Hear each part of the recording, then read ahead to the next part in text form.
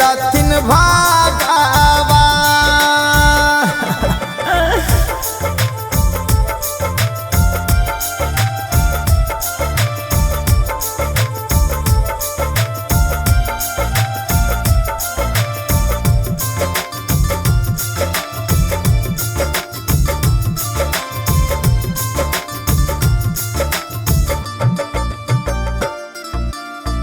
के जी दे तो लोटा में पनिया के दे तो घर के ध्यान।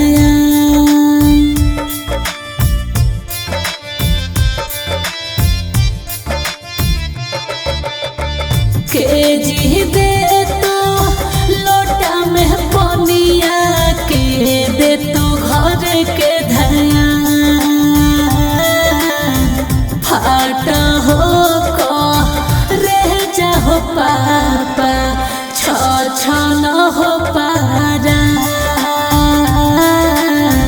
फाट हो रे जा हो पापा छ न हो पारा।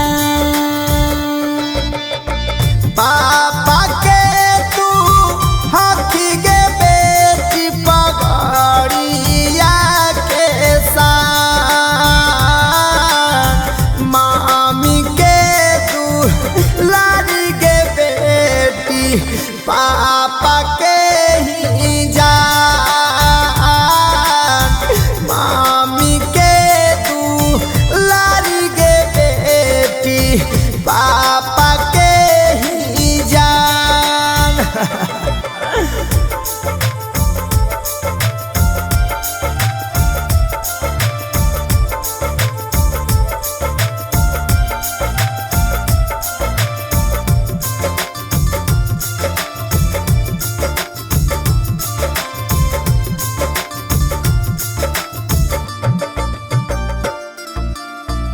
बेटी के राज कइलो भैया के अपन।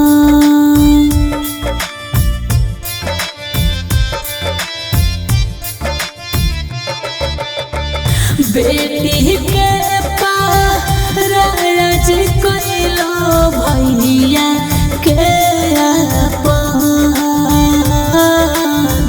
एक कोखिया से भेलै जनमवा तब कैलो हो बेरा। गैया बकरिया जैसन हो पापा करी देलो बीरा। दशरथ जैसन हाथन गे बेटी ससुर जी महान। राम जैसन हाथन गे बेटी हमारो दामाद। राम जैसन हाथन गे बेटी